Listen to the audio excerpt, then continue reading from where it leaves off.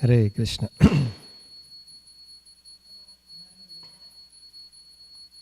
We can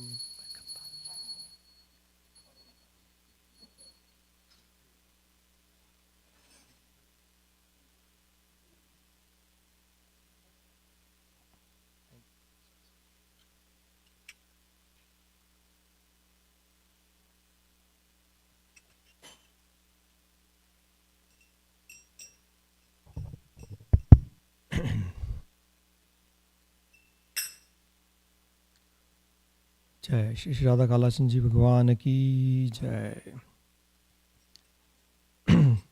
जय राधा माधव कुंज बिहारी,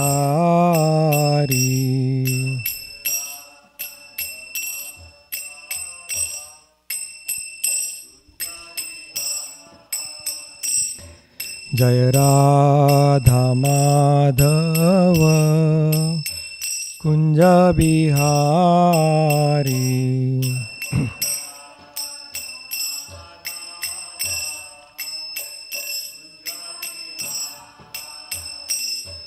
जय गोपी जन वल्लभ गिरिवरधारी,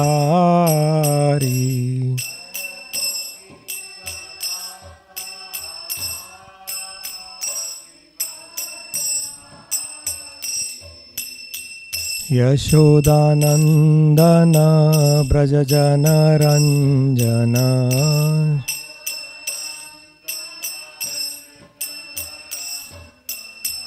यमुना तीर वनचारी,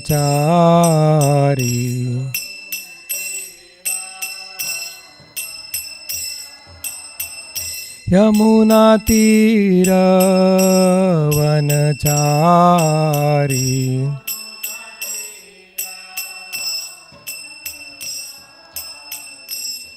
जय राधा माधव कुंज बिहारी।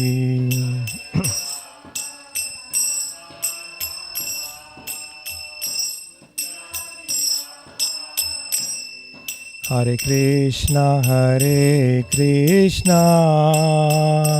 कृष्णा कृष्णा हरे हरे,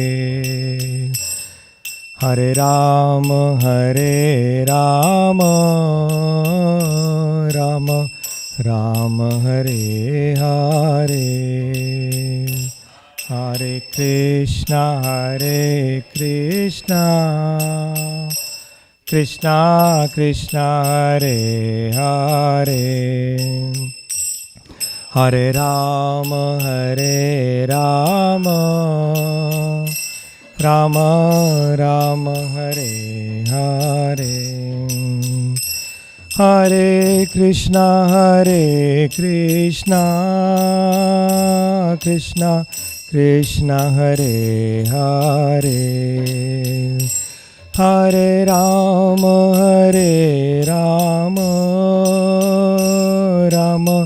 राम हरे हरे, हरे कृष्णा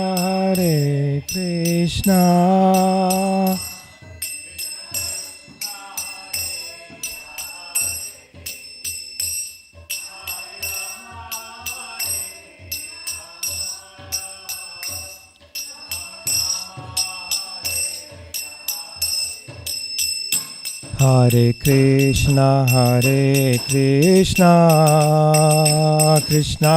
कृष्णा हरे हरे, हरे राम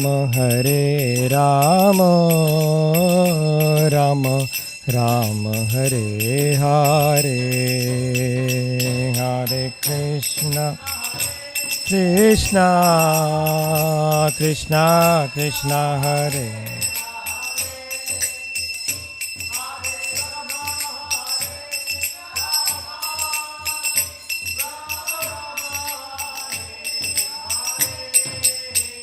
जय राधा कालाचंद जी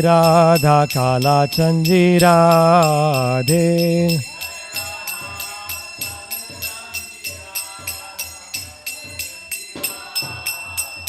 जय राधा गोविंद राधा गोविंद राधे।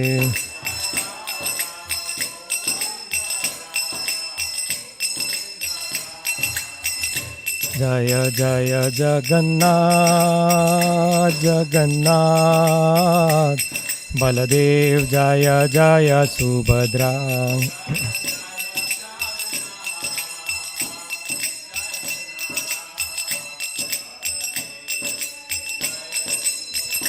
निताय गौर हरि बोल हरि बोल हरि बोल निताय गौर हरि बोल।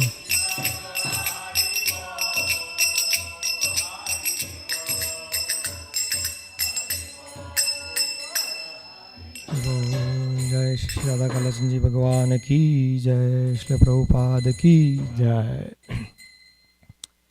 हरे Krishna. So we will be discussing the passage of Srimad Bhagavatam, Canto 10, Chapter 16. The passage is from text 31 to text 53. We will be reciting text 38 today.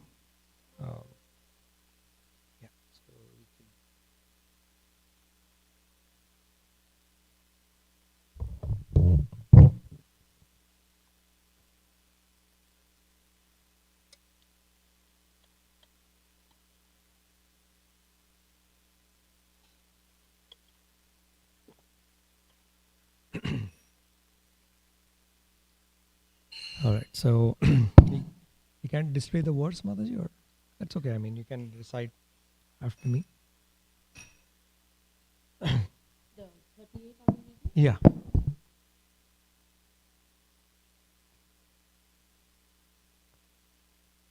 Yes. Tadeshanathapadurapamanye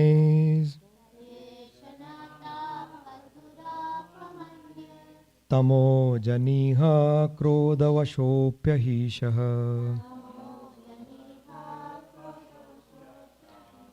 संसारचक्रे भ्रमता शरीरिणो यदिच्छत स्याद्विभव समक्ष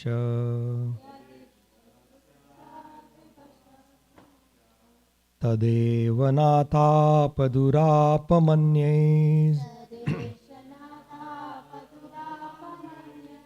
तमो जनिह क्रोधवशोऽप्यहीशः संसारचक्रे भ्रमता शरीरिणो यदिच्छत स्याद्विभव समक्षः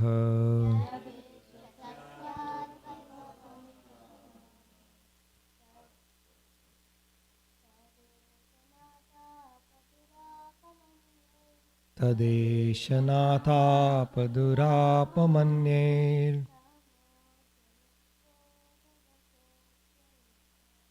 तमो जनिक्रोधवशोऽप्यहीश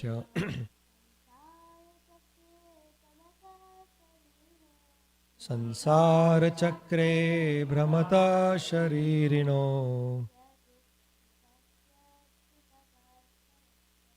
यदिच्छत स्याद्विभव समीक्षः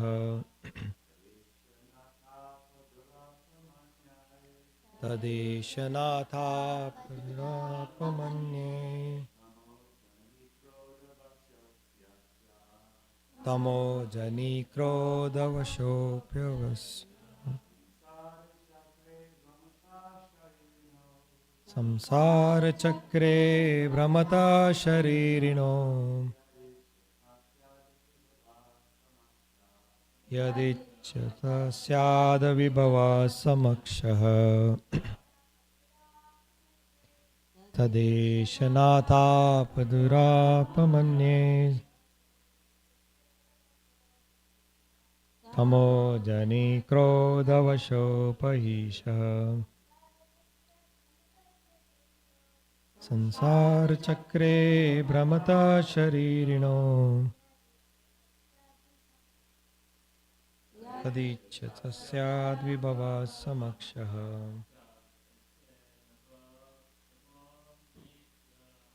तदेशनाथापदुरापमन्ये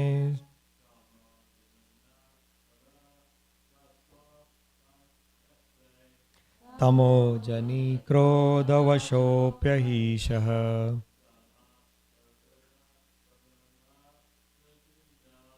संसारचक्रे भ्रमता शरीरिणो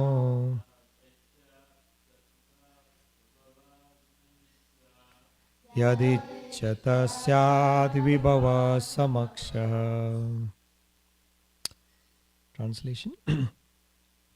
O Lord, although this Kaliya, the king of the serpents, has taken birth in the mode of ignorance and is controlled by anger, he has achieved that which is difficult for others to achieve. Embodied souls who are full of desires and are thus wandering in the cycle of birth and death can have all benedictions manifested before their eyes simply by receiving the dust of your lotus feet. Purport by the disciples of His Divine Grace A.C. Bhaktivedanta Swami Srila Prabhupada. It is very rare for a conditioned soul to free himself from the contamination of illusion and thus become established in perfect consciousness of the absolute truth. And yet, this benediction was achieved by the serpent Kaliya because the Lord personally danced upon the serpent's hoods with his lotus feet. Although we conditioned souls may not receive the mercy of having the Lord dance on our head, we can receive the dust of the lotus feet of the Absolute through the Lord's representative, the bona fide spiritual master, and thus go home back to Godhead, forever freed from the misery and ignorance of mundane universe. Om Ajnanatimirandasya Jnananjana Shalakaya Chakshurunmilitam Yena Tasmai Shri Gurave Namaha. Shri Chaitanya Manobhishtam Stapitam Yena Bhutale Swayam Rupa Kadamayam Dadati Swapadantikam Vancha Kalpatarubhyascha Kripa Sindhubhya Evacha Patitanam Pavanebhyo Vaishnavebhyo Namo Namaha.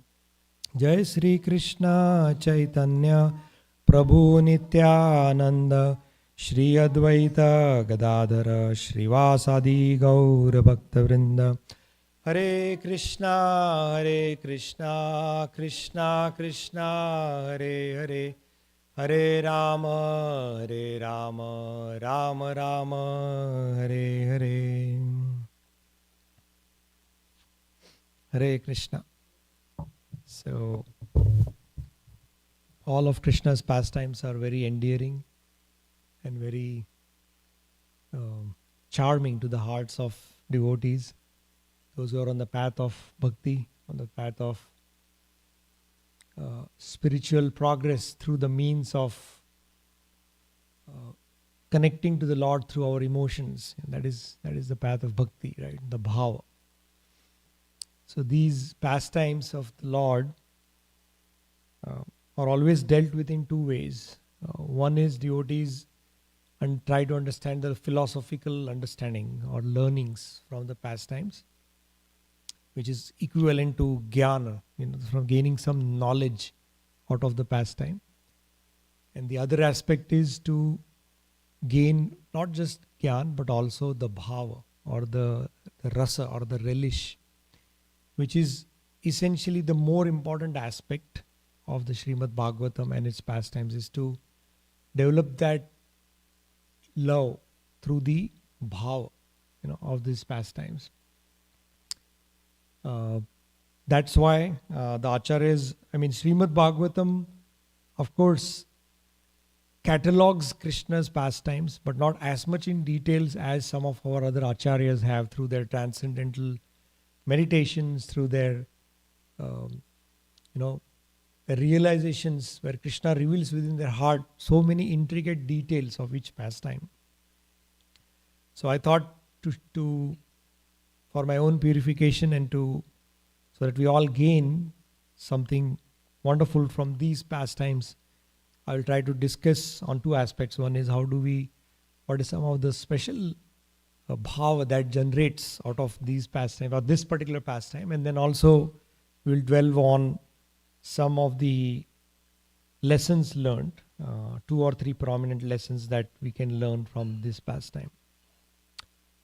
So most of us, all of us know this particular pastime happened on the banks of river Yamuna, and Krishna was around 6 years of age at that time. And even prior to this pastime, Kaliya as a serpent, the backstory is that Kaliya was of course, all snakes by nature as a species, they are supposed to represent, what is the prominent mood? Envy. Serpents are considered to be epitomes of envy. And being in the body of a serpent, obviously he has to exhibit that nature, because material nature imposes certain types of natures on the jiva, on the bound living entity. So Kaliya, as a serpent, he used to live in an island called Ramanaka Dweep. Of course, being envious by nature, he wanted to. Envy means you cannot tolerate somebody else being superior to you. That is the nature of envy. So he wanted to be supreme around that area, the Ramanaka Dweep. And obviously he crossed paths with Garuda, the Lord's carrier. And Garuda would come there occasionally to have his share of food. Around the island there is obviously snakes on the trees, and so he had a fight with Garuda, Kaliya, and of course there's no chance for him to win. So he just ran away. And he realized that now that I have taken some form of enmity with Garuda, I need to find a spot where I cannot be killed by Garuda again. So he heard about this pastime where Saubhari Muni, he was so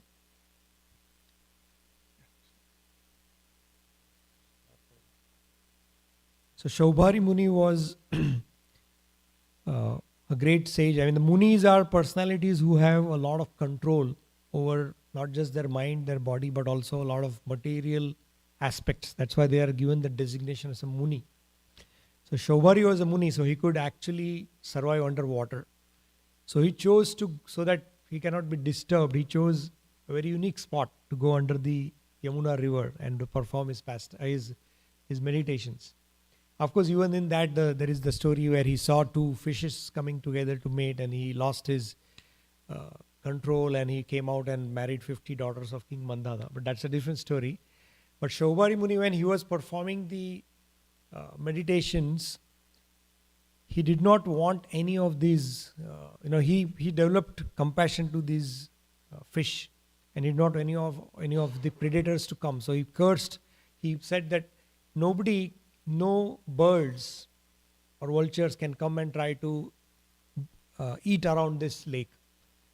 So Kaliya knew that this is a good spot for him to be safe. So he came and stationed himself with family, with his wife, his children, in a particular area on the banks of Yamuna, not on the banks, in the Yamuna.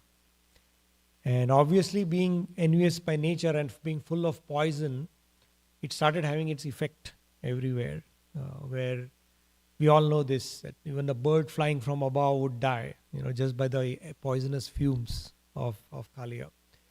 And what to speak of any vegetation, everything went dark, and nothing was growing. And if you by mistake try to go and take a sip or achman, that's your last achman. Hopefully, if you've done it right, you will be back to the real spiritual abode. This is also real. It's Bhumi Vrindavan, and there is in the Vaikunta, the heavenly, the spiritual realm.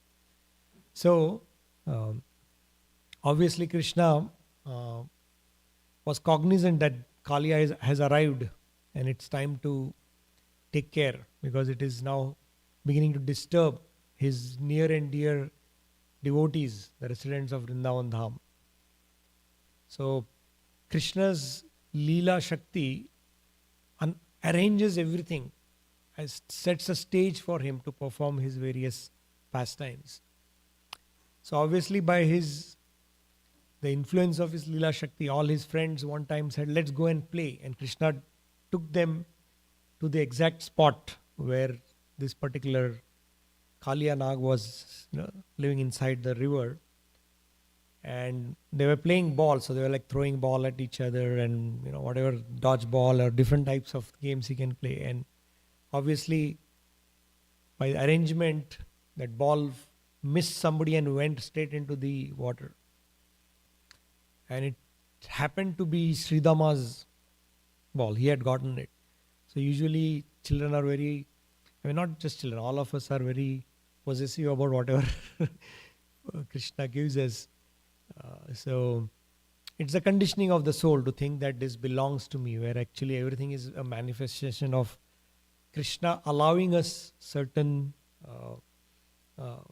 privileges. Otherwise, it's not a right, it's a privilege, as they say. So anyway, so Sridama said, it is my ball, I need to get it back. I want the same one back. And Krishna, everybody else said, no, probably there is Kaliya inside, we cannot get it. But he insisted, I want the same ball back. And Krishna said, okay, I'll get it. And then of course there was one Kadamba tree, which somehow was alive. And Prabhupada mentions in the purport that there are different commentaries on why that particular Kadamba tree was still alive when everything else was dead. So different stories, but to summarize, it is about, like I said, Krishna's Leela Shakti, it sets up the stage for in different way. It may take like millennials sometimes to set up, because it is known that the Lord will arrive and perform pastime. So Garuda was in charge of the pot of nectar for some time, and he came and rested there to keep it away from the demigods and the demons trying to snatch it. And some drops fell there, and that was where the Kadamba tree absorbed and it stayed alive, is one version. Second version is Krishna himself, as soon as he desired that I should find a spot to jump, that dead tree, as soon as Krishna touched his legs, it became alive, and Krishna climbed up, and then so these are different explanations. And of course when he went right up on the branch, Sridama realized this is getting serious. He said, no, Krishna, please don't jump. I was like, it's okay, we don't need to get the ball back. And even before he completed the sentence, Krishna just jumped into the water. And as soon as he jumped into the water, they realized the gravity. That, oh my God, what did we do? This can get serious real quick. So typically what kids do, they will all run, because they cannot help. So they all ran back to their homes, back into Vrindavan, into their homes, saying, please, this is what happened. And as soon as they all heard, it became like a panic situation. Mother Yashoda, just hearing, she fainted. She could not fathom that Krishna, my dear child, has fallen into a lake which is full of poison, and there is very little chance for him to now survive. And the news spread, and everybody started to talk to each other and figure out what to do. And they all started to run towards this place. In the meanwhile, Krishna had already gone into the water, and he first saw the Nagapatnis, the wives of the serpent. He saw, the Nagapatni saw who is this wonderful boy coming inside the water? How is this possible in the first place, that other than we snakes who have all the poison, how can a human being survive in this? And such a sweet, such a beautiful child. And Krishna just looked at them, and then he started looking for Kaliya. Where is he? And he found that Kaliya was actually sleeping in one place, in one corner. And he went and he kicked Kaliya with his leg on the hood, and he waked him up.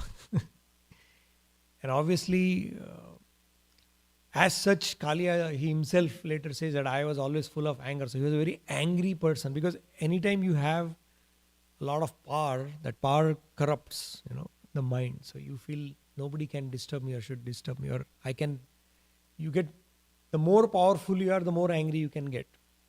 That is the unfortunate part of conditioning. So he got so angry, and we can imagine like somebody, and he was woken up from sleep, so he was got doubly angry. you know. So immediately he went around, and snakes have that ability to coil themselves. We have seen that, right? There are larger and larger and larger snakes. I think the pythons and anacondas. I mean, in the IT world, we know them as software packages, but it's all derived from, of course.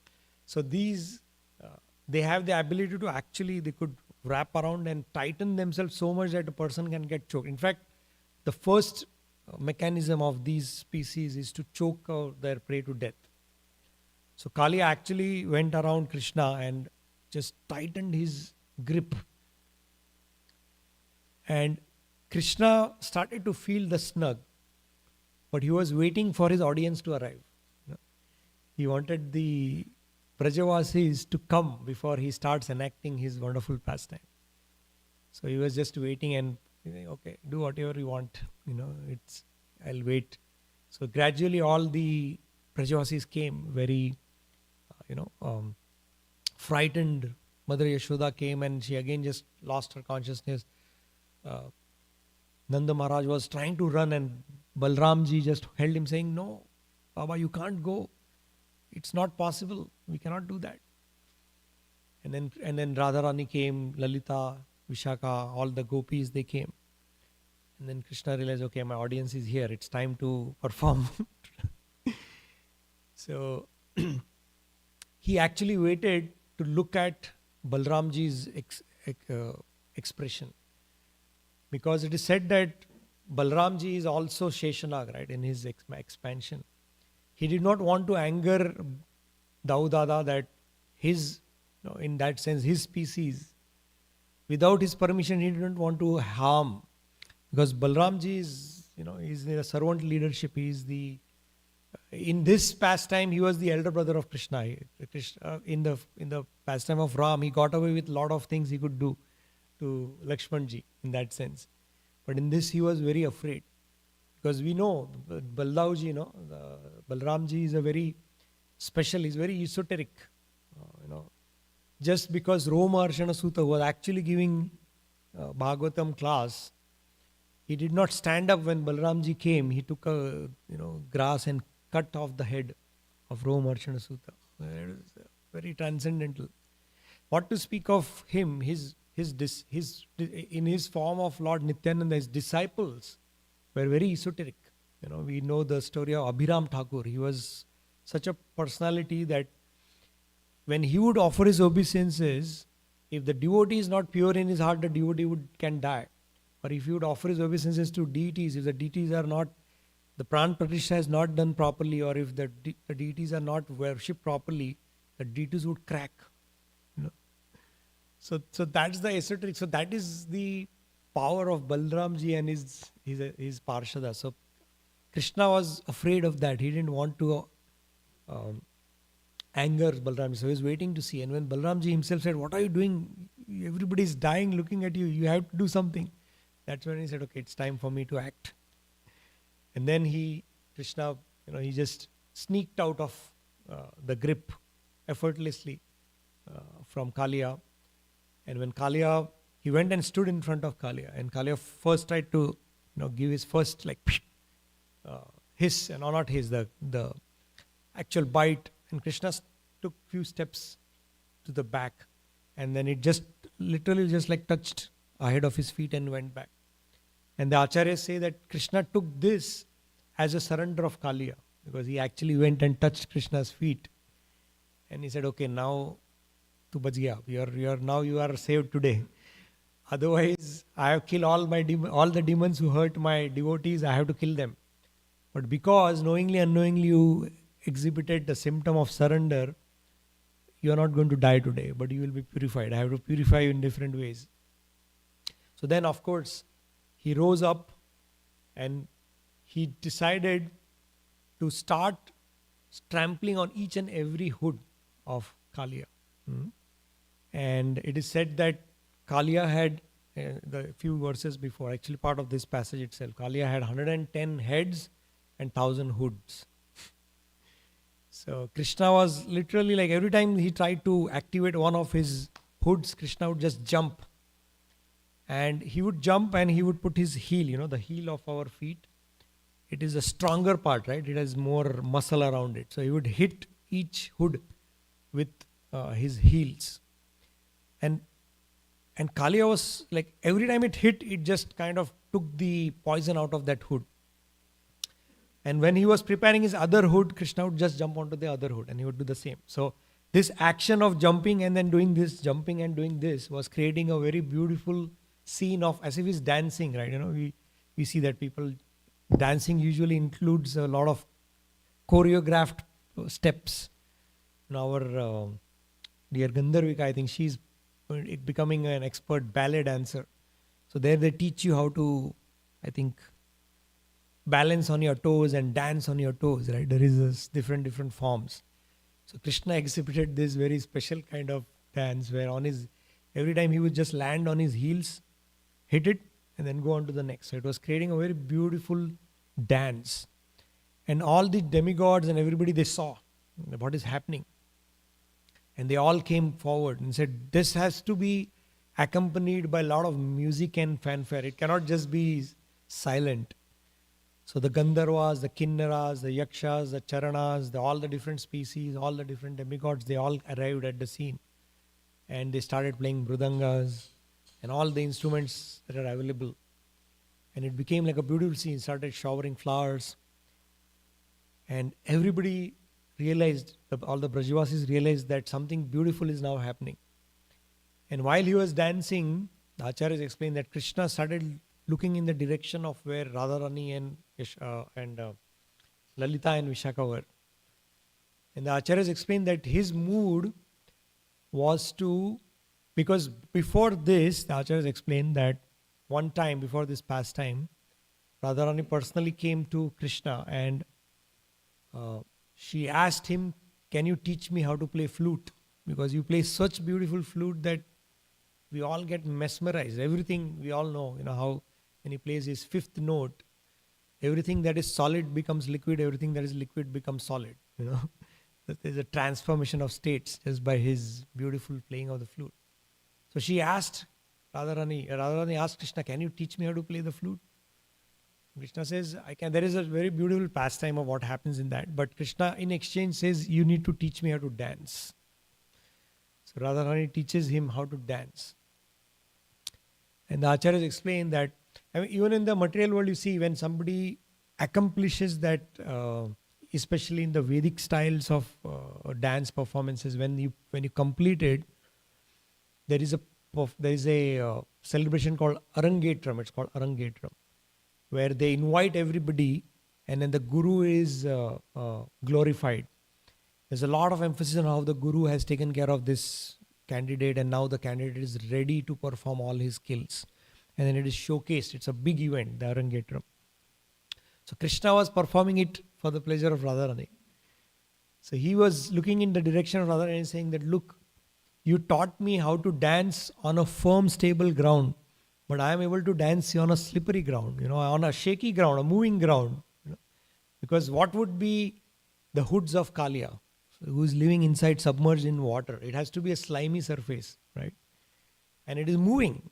So Krishna is saying, look, just to glorify his Guru, Radharani, in the form of dance, he is exhibiting this wonderful stage of, that's the mood of how the Acharyas explain, of he's trying to perform this wonderful dance to glorify and to show Radharani, look, you taught me so well and now I'm ready with your teachings of the dance.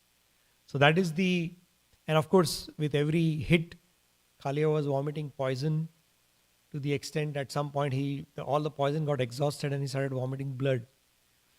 And that's where the Nagapatnis, they come forward and they pray to Krishna that please spare our husband.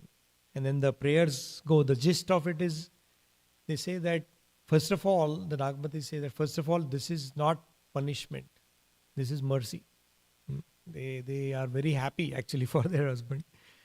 They say that Krishna what has our husband done to get this kind of fortune? Hmm? So that's something for us to for everybody to contemplate. It is not easy to get that kind of access and to have Krishna putting his feet on the head. It's such a rare thing. It doesn't happen so often. Hmm? And how did Kalia get it? That's what the Nagapatnis are asking. That how is it possible that such a lowly existence in the body of a serpent, so much envy has killed so many souls, innocent souls. How is he getting this fortune? Even the Lakshmis, they say that the Lakshmi, there are thousands of Lakshmis in each planet, on each universe. Even to be getting that role as Lakshmi, has the soul has to perform so many millions of years of pastimes and sacrifices and vows and to get that service. Now, how did he get this? Just like that, He must. They were contemplating. Was he somebody who had many lives free of pride?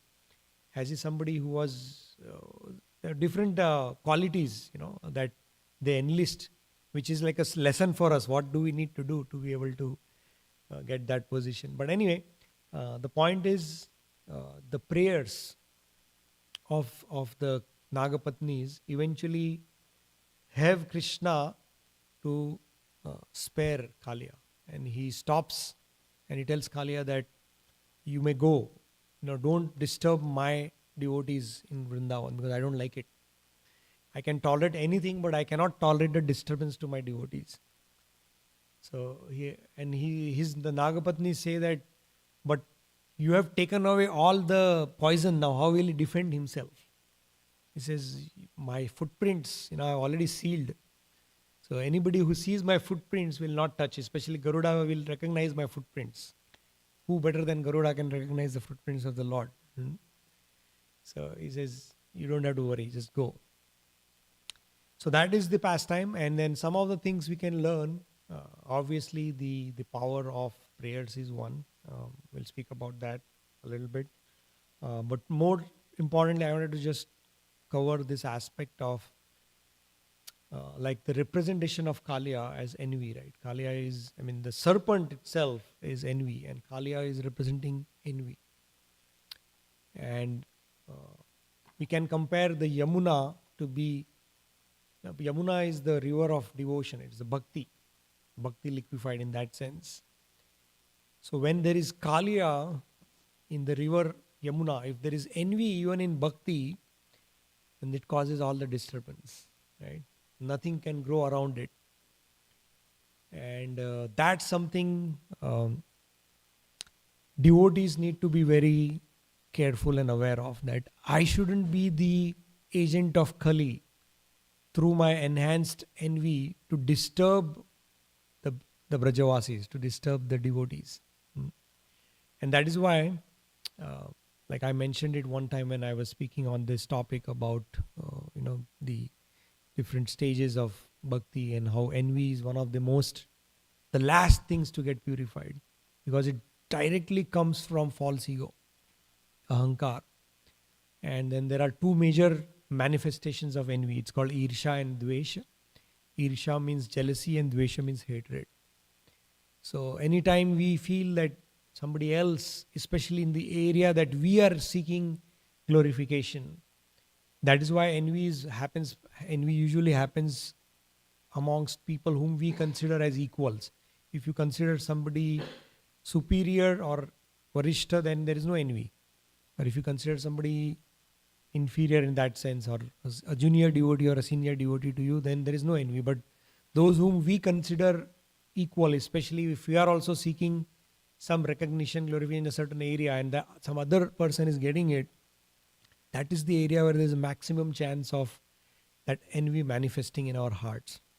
That irsha and dvesh, it eventually leads to two things: fault finding and conspiring. This is all given in Madhurya Kadambini, very clearly explained. So, for devotees, we have to be very careful that how do we then kill it? Because it is deep rooted, just like Kalia went deep inside the water. So within the bhakti, like serpents have the ability to form deep holes and go inside. You do anything from outside, that's not going to work. You do snake charming, those play those beans, you put nothing. There has to be something which penetrates deep inside to extract that serpent out of the hole. And that is, of course, the holy names. Through the holes of our ears and through the tongue. When we chant the holy names and it enters through the ears, it goes deep inside and it starts to wake up. It kicks Kaliya sitting inside our deep inside our heart, the envy. And eventually, Krishna, just as Krishna pounded, it pounds one after the other till all the poison is gone and Kaliya becomes purified. So that, interestingly, the tongue, our tongue is also like the hood of Kaliya in that sense, slimy in nature.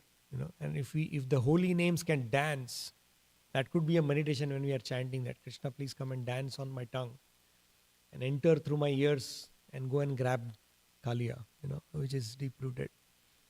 So if we can think of that, I think that's a very good lesson for us. How do we get rid of the deep rooted envy by the holy names? And of course, the second is the power of prayers, where that is why we need Guru. That is why we need good association. That is why we need good relationships on the path of bhakti. Because needless to say, we have no power to overcome the illusionary energy of the Lord. Our sadhana is not at that level where it can actually take us back home, back to Godhead. Right? I think that is a fair assessment. That's a fair way to at least prepare ourselves to gain mercy. If we think that we can do it on our own strength, then we are probably many, many lifetimes away. If we want to move out in this very life, we have to have that understanding that I cannot go back on my own strength. I need the strength of my Guru. I need the strength of my well-wishers on this path who can pray for me. And that is what happens. It's our Guru. The Guru prays. I mean, the saintly hearts, even though they may not be initiating gurus, Diksha gurus, Shiksha gurus, all types of gurus, they always, those who have received the mercy of the Lord, have to act like the Lord, because they become conduits of the Lord's mercy to the world. And what is Krishna's disposition towards the living entities? Compassion. He wants to see all his suffering souls come back to him and enjoy in the spiritual realm, not trying to enjoy happiness in the duality mode. Right now, most of the souls enjoy happiness in the duality mode, meaning if you derive happiness out of something, the same thing has to give you distress also. There's no other way out. If we seek happiness in a certain relationship, the same relationship will give you distress. If we seek happiness in victory, the same thing will give us failure. If we seek recognition in some quality, the same quality will give us defamation. That has to happen. But in the spiritual realm, it is not like that. So Krishna wants us to enjoy eternal happiness free of these dualities. And for that, he is compassionate.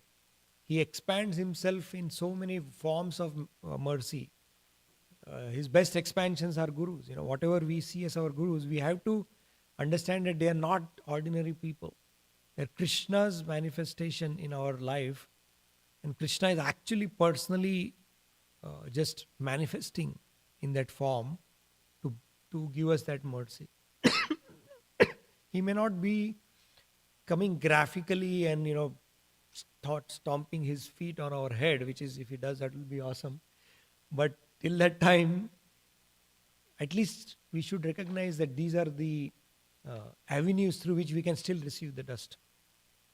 And the last thing I wanted to share is the fact that the root of all this envy is false ego. And false ego is the last thing to go before we can see Krishna everywhere. Actually, Krishna is everywhere. Krishna says that, right? Matta paratram na anyat kinchid asti dhananjana. There is nothing other than me. Aham sarvasya prabho matta sarvam pravartate. Actually, everything around us is a manifestation of Krishna's energies and Krishna himself. It is the veil of illusion which is actually not letting us see. It is right there in front of us. Everything is Krishna. We are in a dream, in Krishna's dream, in our own dream. And Krishna is just giving us these experiences till we realize that it is everything is Krishna. And when Krishna, if we can purify ourselves to that level, well, he is willing to remove the veil of his Maya Shakti, then we can see everything. And when we see that, then there is no envy. Then we will realize that whatever is happening is Krishna's mercy. If somebody is getting that recognition, that name or whatever, which is causing us that envious nature, it is Krishna himself who is testing us. There's nothing other than Krishna's test in everything we see and experience. So that's how, by the mercy of Guru and by cultivating these conscious through by very intense chanting, the more we chant, the better. Quantity brings quality. Actually, all it takes is that one complete helpless chant where we are with full feelings, we are chanting. And if it comes out of our mouth with that full feeling of helplessness and sincere desire to become completely surrendered to the Lord, that's it. That is our point of, we have already attained Krishna at that point. So that is the point we have to reach. And for that, the best mechanism available to us is our chanting. The more we chant, the better. 16 is just a number. It's just a vow, it's just a promise. But it doesn't hurt if we can somehow modify our lifestyle to a way where we can chant more. And then we can see how Krishna manifests. His Leela Shakti actually brings us to a platform where we can start experiencing his Leelas on a daily basis. We don't have to wait to see it. Thank you very much. Hare Krishna. Grantaraj Srimad Bhagavatam ki jai. Srila Prabhupada ki jai. Okay. I think I finished in good time.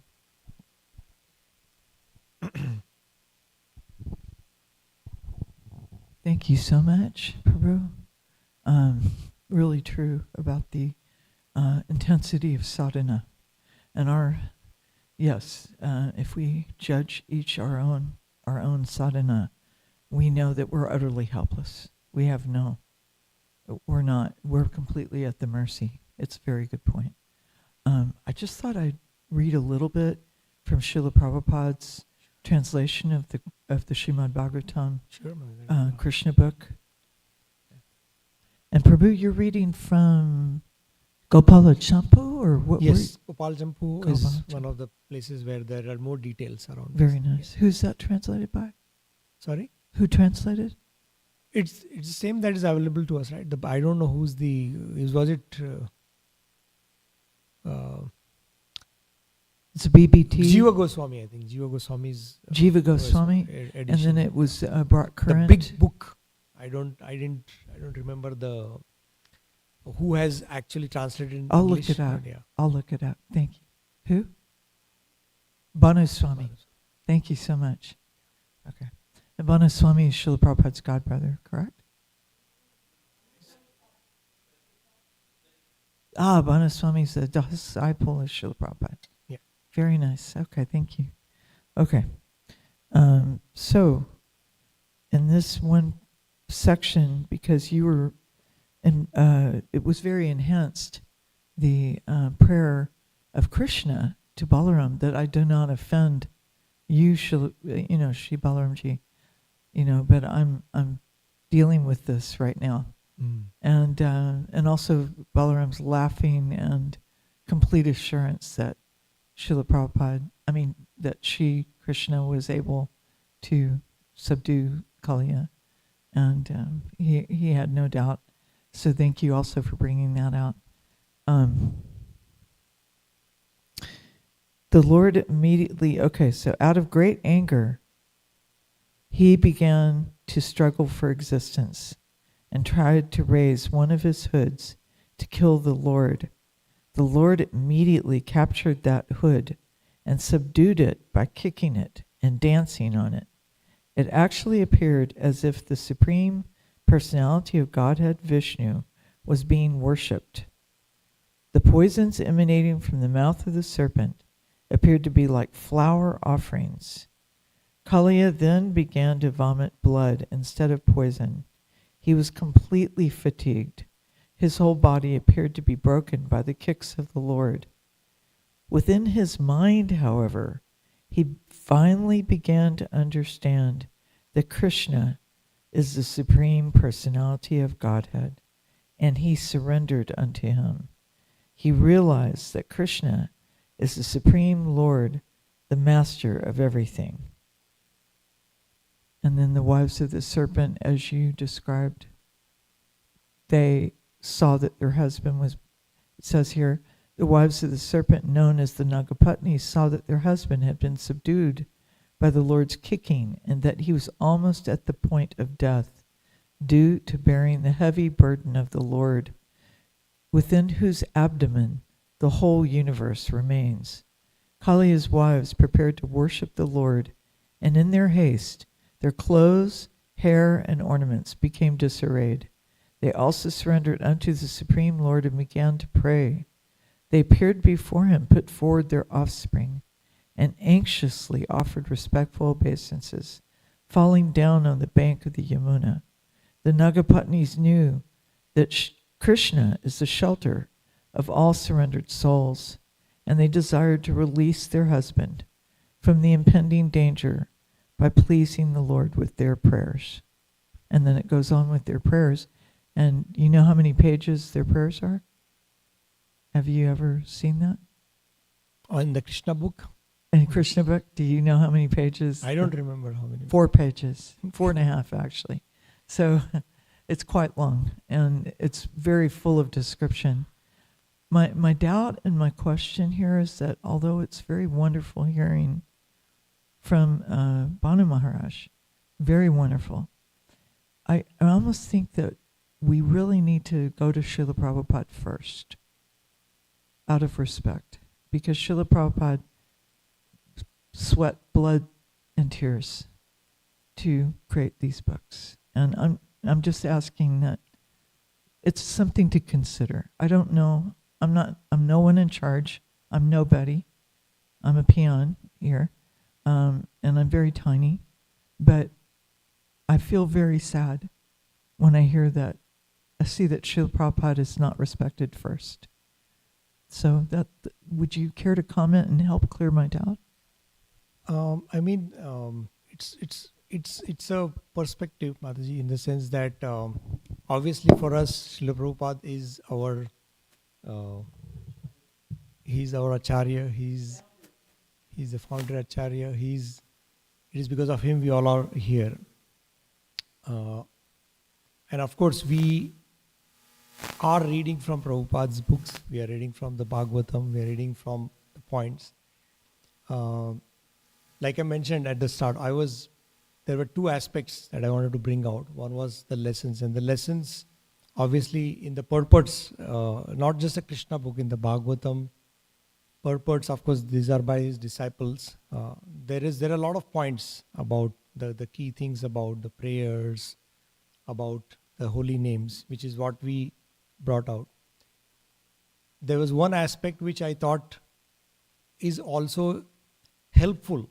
The whole intention is all about trying to extract the bhakti, as I said, the path of bhakti also appreciates the fact that we need to relish these pastimes. And of course, sometimes some of the books have not elaborated, and that's why if you see there is enough, like I think Shivram Maharaj is now working on writing so many books which are more, bringing out a pastime. So it is like a blend, the blend of trying to making sure that we also understand some of the pastimes and also make sure that we bring out what Prabhupada wants us. End of the day, Prabhupada wants us to chant and love Krishna. So that's my 2 cents, Mataji, on doing that. Haribol, Mataji. Haribol. Haribol. This one, any other thoughts?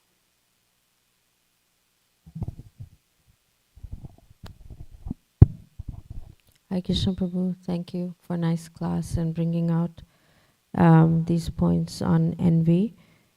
Um, I know this was a little bit heavy, so even I'm meditating on that.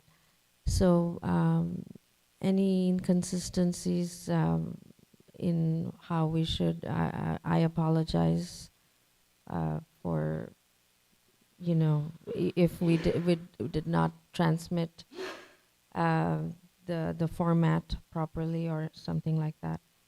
But just coming back to the points you made about envy amongst devotees, and how we should be careful. And if we do encounter this within ourselves, you're saying that chanting is pretty much the only way. Is there any other way when we detect envy, that we say, okay, what can I do about this? Or how to see this in a way that will help our Krishna consciousness? Because as you said, none of us are free from it. Yes, thank you, Mataji. So yeah, I mean, obviously the most effective medicine is chanting of the holy names, because that works on the foundational things. But till we reach that point of where we are purified of it, some of the practical solutions, like I mentioned, one of them is to start cultivating this consciousness that actually it is Krishna who is orchestrating everything. It's like Krishna's desire to get us back is very strong. So we have to focus more on that it is Krishna who is orchestrating it, and everything is actually being orchestrated by Krishna's will. So if somebody is, like I said, the envy comes when we feel somebody is more superior to us in a certain area which we are also looking forward to. So that at least at the intellectual level, we should start telling ourselves that this cannot happen without Krishna's will. It is Krishna's mercy. Somebody is experiencing that level of benefits or whatever it is because Krishna has sanctioned it. That is one. Second is, I feel that devotees, if they are very, how should I put it, very open, and they have, like I said, good relationship with somebody who is senior, and we open our hearts to them saying that this is what I'm experiencing. That itself is a show of demonstration to Krishna that you are recognizing this as a problem and you want to improve it.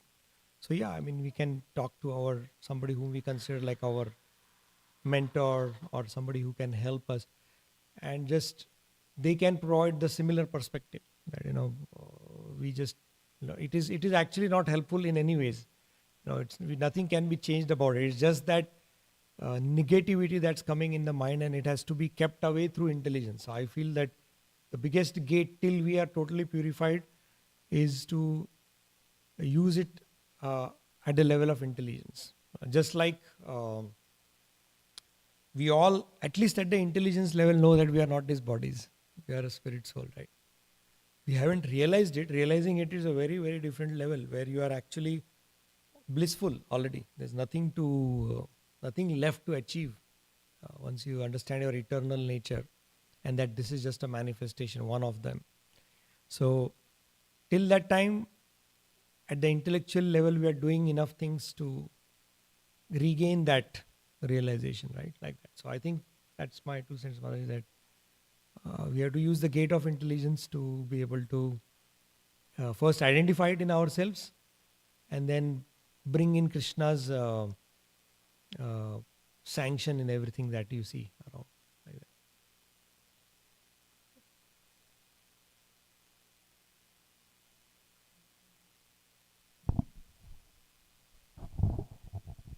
Hare Krishna Prabhu, thank you for the beautiful class.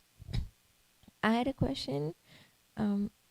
when you were mentioning about, Mother Lakshmi Mataji, when even to get that position, one needs to do a lot of penances. So, Lakshmi, right? You're saying Lakshmi or Yashoda? yeah, Lakshmi. Lakshmi Yes. and Garuda, the positions. Are those souls from, like, transcendental souls from Golok Vrindavan, or those souls are from material world, but they have performed a lot of penances through years and years? Yeah. So essentially, there are two types of devotees who get access to the pastimes of the Lord. One are called Nitya Siddha Bhaktas and other are called Sadhana Siddha Bhaktas. So when Krishna comes to perform his very sweet pastimes like Vrindavan, Braja, he brings his whole entourage with him. And then there are also certain, like we know that there were some sages who saw Lord Ram's beauty and they wanted to be with him. And he said, in my next life, I will get you in. So then there are these types also, the Sadhana Siddha Bhaktas and then the Nitya Siddha Bhaktas. So fundamental answer, we cannot just say with surety that this Lakshmi ji is a Nitya Siddha, this is a Sadhana Siddha. That's like beyond our calculations, and the Shastras do not spend time in that, because it has to be, we have to be bhavagrahi, right? So from that point of view,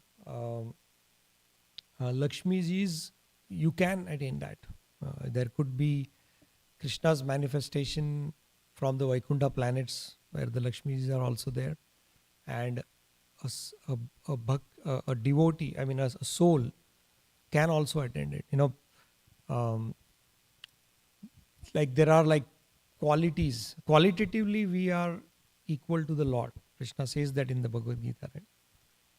But we are not quantitatively equal. So even qualitatively, we can reach up to a certain stage. Like there are like Jiva Tattva, the perfection of that is Brahmaji.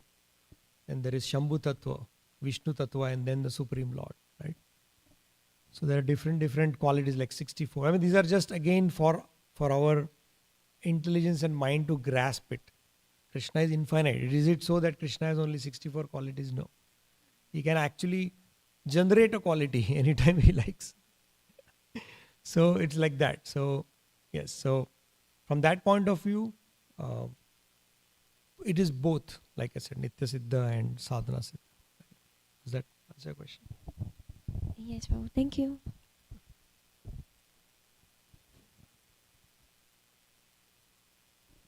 Okay, good. Then, right. Thank you so much. Hare Krishna. Mantraj Srimad Bhagavatam ki jai, Shri Prabhupada ki jai, Ananta Koti Vaishnava Vrinda ki jai.